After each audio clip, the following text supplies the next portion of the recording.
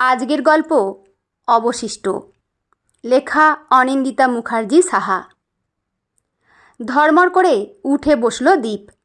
ঘড়িতে 6:30। কত বেলা হয়ে গেছে, কে জানে বাবা কি করছে। সকালের ব্লাডটা নিয়ে গেল কি না। ঠিক 6:30টায় একটা ব্লাড টেস্ট হয় সপ্তাহে 2 দিন। মেনলি প্লেটলেটটা চেক করে। 8টার মধ্যে পার্ক স্ট্রিট থেকে একজন আসে মেডিসিন দিতে। ওই মেডিসিনটার দাম এতটা বেশি বলে লোকাল নার্সিংহোমটায় রাখে না। ওটা সিরিঞ্জে ভরে শরীরে ঢুকিয়ে দিলে নাকি বাবা আরও কিছুদিন টিকে যাবে।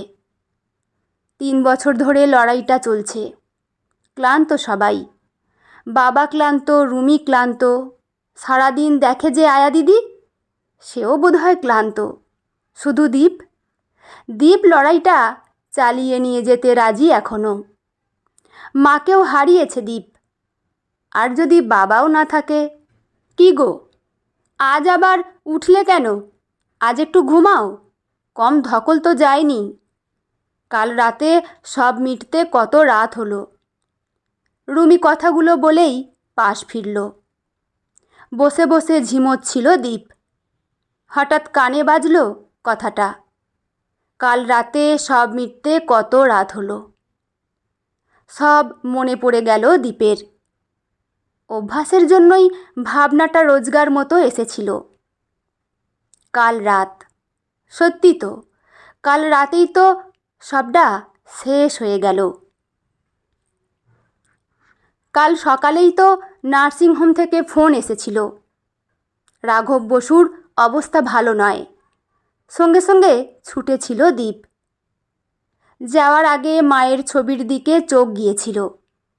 অদ্ভুত একটা তৃপ্তি দেখেছিল মায়ের ঠোঁটে। আশা নিয়েই গিয়েছিল দীপ, যে মা হাসছে মানে বাবা ঠিক সুস্থ হয়ে যাবে। কিন্তু না, দীপ যা অবধিও অপেক্ষা করেনি রাঘব। তার মানে মায়ের হাসির অন্য মানে ছিল। এটাই বোঝালো বাবা শাস্তি পেয়েছে। সত্যি ওদের প্রেমটা মানতে হয়। দুজন দুজনের প্রতি এত ভালোবাসা। থাকুক এখন দীপের ঘরের দেয়ালেই দুজনে পাশাপাশি। ভালো থাকুক, ভালোবাসায় থাকুক। দীপ দেখল রুমি ঘুমাচ্ছে। ঘুমাক, ওরও কি কম ঝক্কি গেছে এই কদিন। বাবা অসুস্থ জেনেই তাড়াতাড়ি বিয়েটা সেরে নিয়েছিল দীপ। আর এসে থেকেই রুমি যেন এই লড়াইটার একজন সৈনিক হয়ে গেল। না, ওর মুখে কোনোদিন কোনো অভিযোগ শোনেনি দীপ, বরং পাশেই ছিল। কাল যখন ফোন করে বাড়িতে দীপ জানালো, রুমি, বাবা আর নেই। রুমি একটা দীর্ঘশ্বাস ফেলে বলেছিল, যাক। ছোট্ট কথাটা বড্ড কানে লেগেছিল দীপের। মানুষটা না থাকার সঙ্গে যাক কথাটা বোধহয় বড্ড বেমানান। একটা নিশ্চিন্ত, একটা শান্তির বহিঃপ্রকাশ।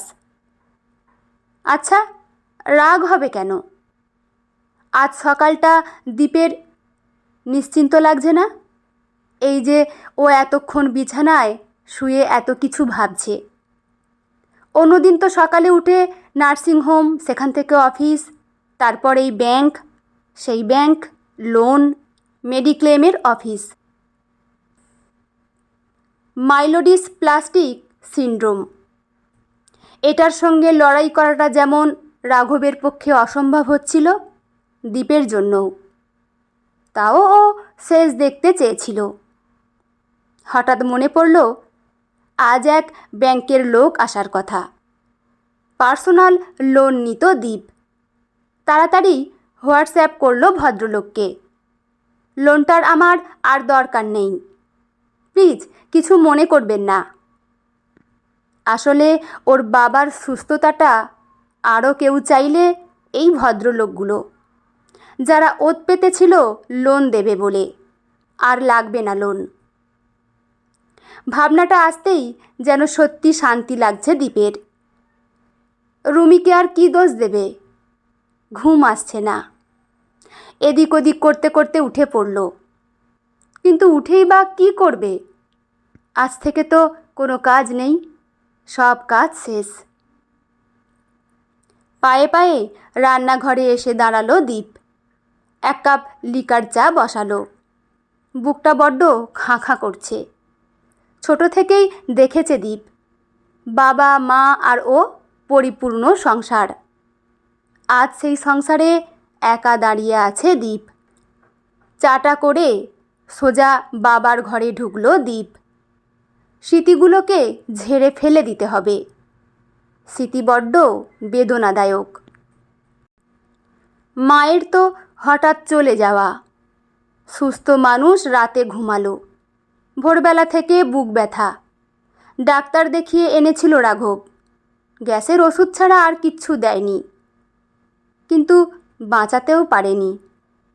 ঠিক বিকেল 4:28, সব শেষ।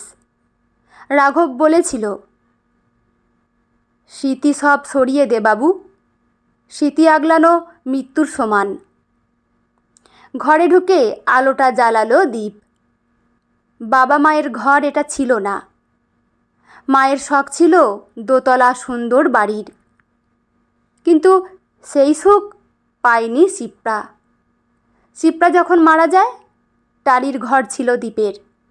রাঘবের রিটায়ারমেন্টের পর পাওয়া টাকা দিয়েই বাড়িটা ঠিক করেছিল। তাই বাবা মায়ের ঘর বলে আর কিছু নেই, শুধুই বাবার ঘর। দরজা দিয়ে ঢুকতেই নাকে ধক করে লাগলো সেই চেনা গন্ধ, বাবার গন্ধ, ঘামের গন্ধ। ঘর মোটামুটি গোছানোই। রুমি দায়িত্ব নিয়ে সব ঘর গুছিয়ে রাখে। দীপ এগিয়ে জানালাগুলো খুলে দিল। জানলার পাশের টেবিলটায় রাখা চশমা, পাশেই খবরের কাগজগুলো। এটা যেন রাঘবের একটা নেশা। মা রান্নাঘর থেকে চিৎকার করছে, আরে বাজারটা নিয়ে এসো। বাবার কান কোন দিকে জানা নেই, চোখ যেন সারা পৃথিবীর খবরে মেতে আছে। মা বকেই যাচ্ছে, বাবা নির্বিকার। ছোটবেলায় দৃশ্যটা যেন আজও পরিষ্কার। টেবিলের ওপর ডায়েরিটা খুলল দীপ। শুরুতেই তারিখ লেখা, তাতে কবে কোন টাকা দিয়েছে, কোথায় কি খরচ হয়েছে, বাড়ির জন্য কতটা দিতে হয়েছে, এমনকি দীপের বৌভাতে যে 4 লাখ খরচ হয়েছে খাওয়া বাবদ, সেটাও পরিষ্কার লেখা। আর নিচে এটাও লেখা, সব শেষের পর এখন থাকা বলতে শুধু পেনশনটুকু আর ছেলেটা রইল শিপ্রা। আমি নিঃস্ব। দীপ জানত বাড়ি আর দীপের বিয়েতেই রাঘব সব খরচ করে ফেলেছে। তাই তো বাবার চিকিৎসায় কোনো কার্পণ্য করেনি দীপ। কাকা মামা এমনকি বাবার প্রিয় বড় পিসিও বলেছে, দীপ এবার নিজের কথা ভাব, সদ্য বিয়ে করেছিস, এত ধার দেনা টানতে পারবি না। একটা দীর্ঘশ্বাস ফেলে ওষুধের বাক্সটা খুলল দীপ।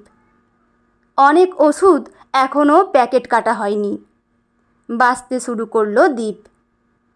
গ্যাসের ওষুধ, জ্বরের ওষুধ, ORS সব যেন থরে থরে সাজানো। পেট খারাপের ওষুধ, প্রেসারের ওষুধ, এগুলো কোনো গরিব দুঃখীর হাতে পড়লে বোধহয় যথার্থ হতো।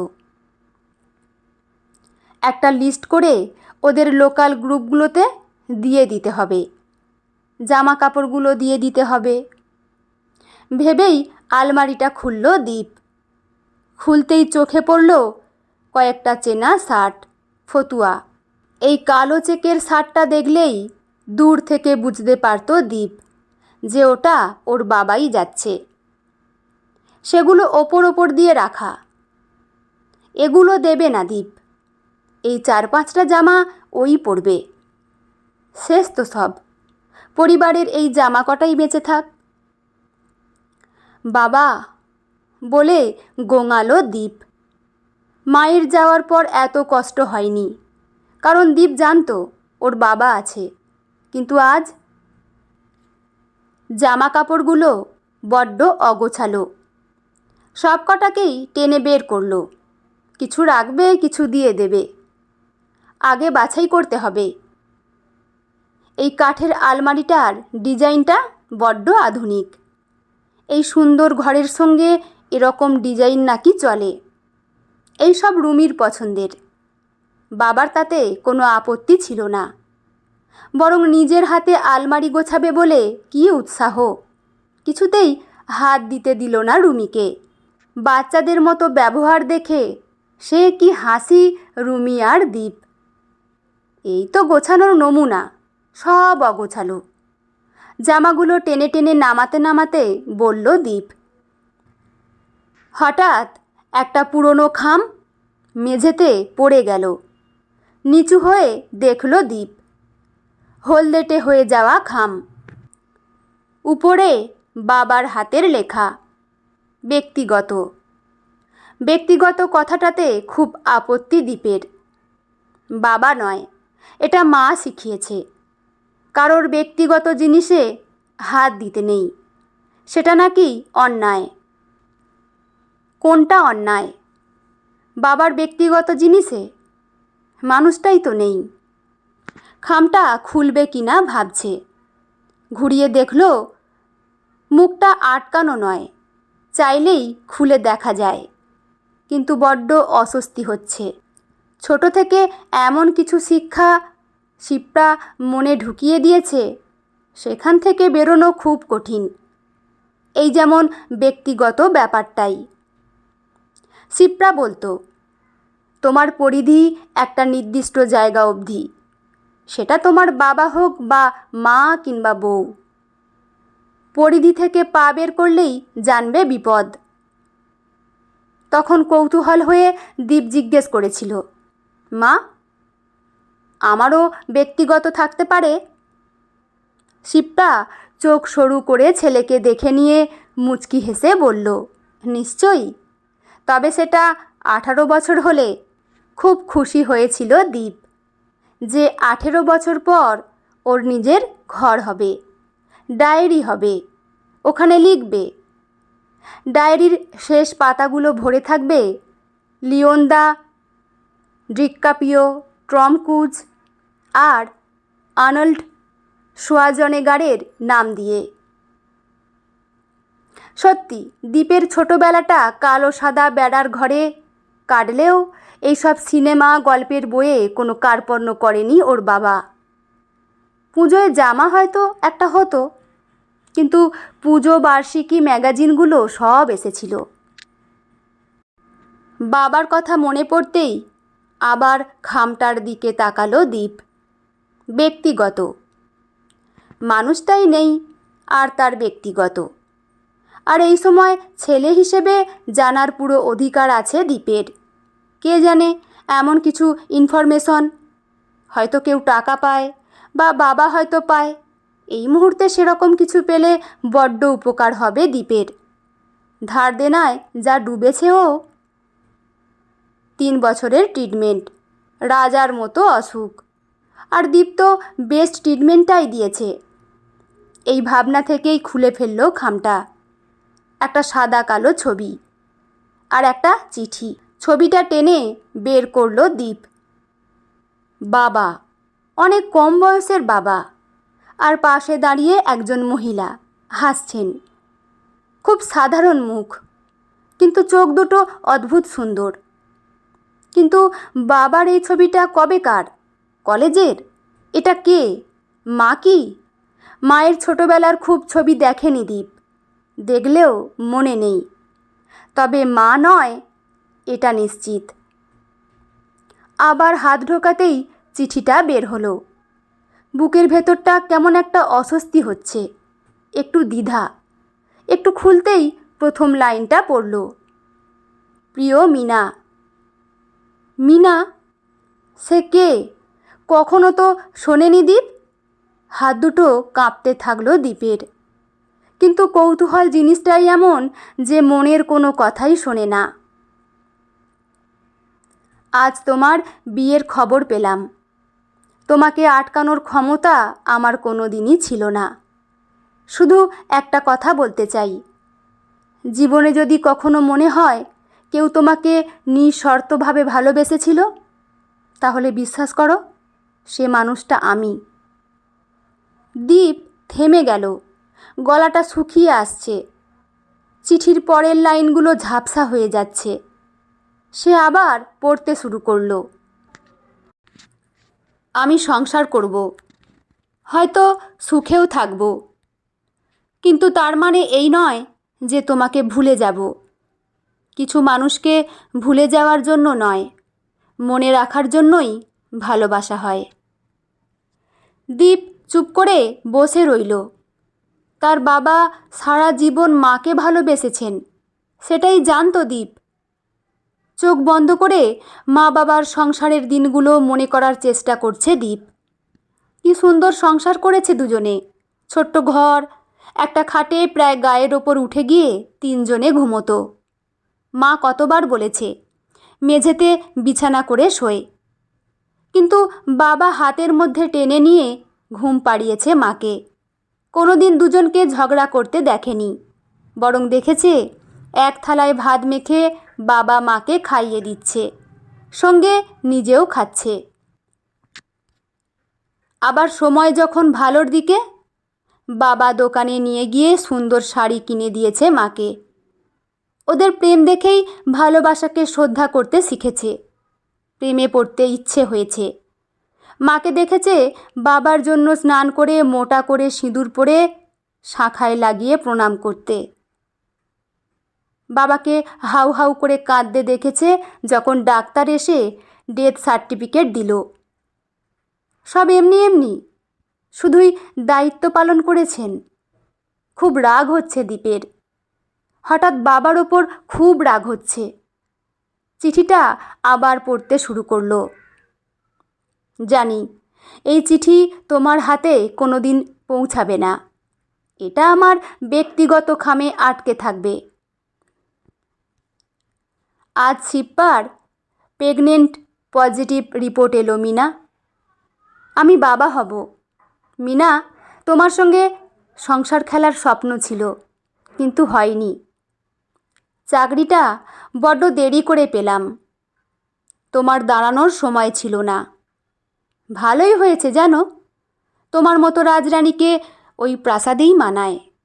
আমার কুঁড়ে ঘরে আলো করে শিপ্রাই থাক।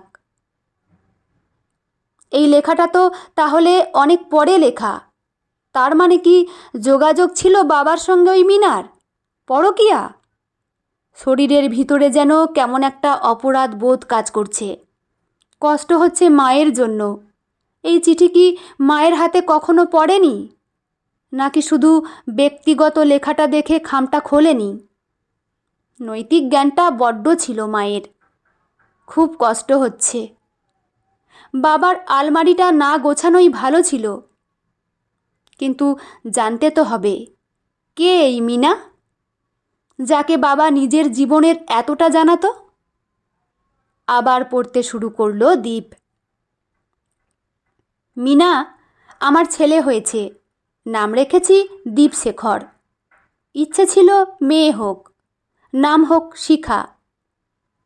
শিপ্পার স থাকলো, আর দীপশেখর তাহলে শিপ্পার জন্য নয়, শিখার জন্য। শিখাটাকে মিনারই ভালো নাম কি? আবার পড়ছে দীপ। মিনা, ছেলেটা আজ কি সুন্দর জগন্নাথ দেবের ছবি এঁকেছে। অপূর্ব আঁকার হাত ছেলেটার। দীপের মনে পড়ল ও ছোটবেলায় সত্যি একটা ছবি এঁকেছিল জগন্নাথ দেবের, পুরী থেকে ফিরে এসে। বাবা মায়ের সঙ্গে সেই প্রথম ঘুরতে যাওয়া, সমুদ্রে স্নান করা, কি সুন্দর মুহূর্ত। আবার পড়ছে দীপ। মিনা, ছেলেটা দারুণ রেজাল্ট করেছে মাধ্যমিকে। মিনা, জানো ছেলেটা খুব মন দিয়ে পড়ছে। মিনা, জানো ছেলেটা প্রিলি ক্যাক করলো। অসহ্য লাগছে দীপের। মোট 12 পাতার চিঠি, এখনও 3 পাতা বাকি। দীপ শেষের আগের পাতায় গেল। ওখানে লেখা, মিনা, জানো, আজ আমার লাঠিটা ভেঙে গেছে। আমার মিনা মানে আমার ছোটবেলার শিখা, যাকে হারিয়ে আমি পঙ্গু হয়ে গিয়েছিলাম। শিপ্রা লাঠি হয়ে আমাকে বাঁচিয়ে রেখেছিল। চলে গেল জানো, জানতেই দেয়নি। ভেতর ভেতর বোধহয় বড্ড অভিমান ছিল ওর। ওকে বলেছিলাম আমার ছোটবেলার শিখার কথা। এটাও বলেছিলাম আমি শিখাকে ভুলে আর কাউকে ভালোবাসতে পারবো না। ও শুধু জিজ্ঞেস করেছিল শিখা কে। আমি বলেছিলাম আমার বন্ধুর বোন। আমি ওকে মিনা বলে ডাকি। আর কখনো একটাও প্রশ্ন করেনি। চলে গেল আজ শিপ্পা। ডাক্তার বলল ওর কিচ্ছু হয়নি, এমনি আয়ু শেষ। সেটা হয় না, হতে পারে না। ও আমার ওপর অভিমান করেই চলে গেল। ঝরঝর করে কেঁদে ফেলল দীপ। মা গো মা, তুমি এত কষ্ট পেয়েছো? কেঁদেই যাচ্ছে দীপ। বারবার মায়ের মুখটা মনে পড়ছে। খুব শান্ত, কোনোদিনও একটা উঁচু স্বরে কথা বলেনি। আর রাঘব আজ বেঁচে থাকলে জিজ্ঞেস করতো দীপ, কেন মায়ের জীবনটা নষ্ট করলে, কেন বিয়ে করলে মাকে? কিন্তু কী সূত্র ধরে জিজ্ঞেস করতো? বাবা মানেই তো একজন সঠিক মানুষ। বাবা, জ্যামিতি বক্স লাগবে। বাবা, ফর্ম ফিল আপের টাকা লাগবে। বাবা, নতুন টিউশন নিতে হবে। কোনোদিনও না করেনি। মায়ের যত্ন না। দীপের চোখে কোনোদিনও তার ফাঁক ধরা পড়েনি। তাহলে মা বাবার ৪২ বছরের বিবাহিত জীবন পুরোটাই শূন্য, অভিনয়, দায়িত্ব দিয়ে ঠাসা। শেষ পাতা। পড়তে শুরু করলো দীপ। বড্ড অস্পষ্ট লেখা। কেঁপে গিয়েছিল বোধহয় হাতটা লেখার সময়। মিনা, আজ আমি বেরিয়ে যাচ্ছি। অ্যাডমিট থাকতে হবে বেশ কিছুদিন। শরীরে আর কিচ্ছু নেই। এটাই বোধহয় জীবনের শেষ চিঠি। আমি ভেবেছিলাম মরার আগে যদি একবার দেখা হতো তোমার সঙ্গে। আমি চাইলে তোমার দাদাকে জিজ্ঞেস করতেই পারতাম, কিন্তু ইচ্ছে হলো না। আজ জীবনের শেষ অধ্যায়ে দাঁড়িয়ে মনে হচ্ছে আমি বোধহয় হেরেই গেলাম। আমার তোমার প্রতি ভালোবাসাটা বোধহয় একতরফাই ছিল। পারলে তো তুমিও পারতে বাবা মায়ের পছন্দের ইঞ্জিনিয়ারকে বিয়ে না করতে। পারতে তো পালিয়ে আসতে। চাকরি তো পেয়েছিলাম। তোমার বরের মতো ইঞ্জিনিয়ার না হলেও সরকারি দপ্তরেই কাজ করতাম। আগে ভাবতাম 3টে জীবন হয়তো নষ্ট হলো, তোমার, আমার আর শিপ্পার। কিন্তু আজ মনে হচ্ছে তুমি হয়তো ভালোই আছো। নষ্ট হলো আমার শিপ্পা, আর শেষ হলাম আমি। শিপ্পার কাছে আমি চিরকাল অপরাধী হয়েই রয়ে গেলাম মিনা। ও আমাকে সংসার দিয়েছে, বিশ্বাস দিয়েছে, একটা সুন্দর ছেলে দিয়েছে। আর আমি ওকে দিয়েছি দায়িত্ব, কর্তব্য আর মুখে আঁটা এক টুকরো হাসি। ভালো স্বামী হওয়ার চেষ্টা করেছি, কিন্তু ভালোবাসতে পারিনি। অনেকবার ভেবেছি ভালোবাসা যে চেষ্টা করে হয় না।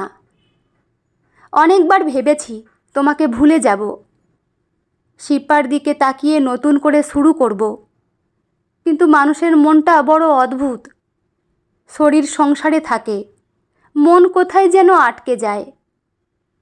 আজ হাসপাতালের ব্যাগ গোছাতে গোছাতে হঠাৎ মনে হলো, যদি আর ফেরা না হয়, যদি এটাই শেষ লেখা হয়। তাই লিখে রাখলাম। তোমার ওপর আর কোনো অভিমান নেই। বয়স মানুষকে অনেক কিছু শিখিয়ে দেয়, শুধু একটা আক্ষেপ থেকে গেল। একবার যদি জানতে পারতাম তুমিও আমাকে মনে রেখেছো কি না। যদি মনে থাকে তবে সেই কথাটা আর কাউকে বলো না। এই পৃথিবীতে কিছু ভালোবাসা অসম্পূর্ণ থাকাই বোধহয় তাদের নিয়তি। ভালো থেকো মিনা। এ জন্মে তো দেখা হলো না আর। তবে পরের জন্মে আমি আর চাই না। পরের জন্মে আমি শিপ্রাকেই চাই। প্রথম দিন থেকেই ভালোবাসায় সোহাগে ওকে বুকের মাঝে রাখতে চাই।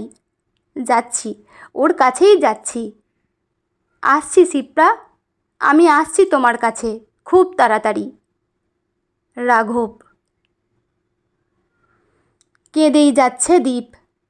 চিঠিটা হাত থেকে কখন মেঝেতে পড়ে গেছে খেয়ালই নেই। বুকের ভেতরটা যেন কেউ মুঠো করে চেপে ধরেছে। এতক্ষণ ধরে যে মানুষটার ওপর রাগ হচ্ছিল, সেই রাগটা হঠাৎ কোথায় যেন মিলিয়ে গেল। আবার শেষ কয়েকটা লাইন পড়ল দীপ। পরের জন্মে আমি শিপ্রাকেই চাই। লাইনটার ওপর কয়েক ফোঁটা জল শুকিয়ে গিয়ে কালি ছড়িয়ে গেছে। রাঘবের চোখের জল না নিজের বুঝতে পারল না দীপ। হঠাৎ একটা কথাই মাথায় এলো।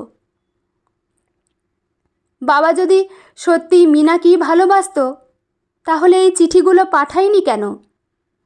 বন্ধুর বোন মানে চাইলেই পারত। উল্টে পাল্টে দেখল, কোথাও ঠিকানা লেখা নেই। তার মানে এগুলো মীনার জন্য লেখা চিঠি নয়। এগুলো নিজের ভেতরের একটা ঘরে আটকে থাকা মানুষের ডায়েরি, যে মানুষটা জীবনের একটা অধ্যায় বন্ধ করতে পারেনি, অথচ নতুন অধ্যায়ের প্রতি অন্যায়ও করতে চায়নি। এ তো কোনো অন্যায় নয়, বরং সম্মানটা অনেক বেড়ে গেল বাবার প্রতি।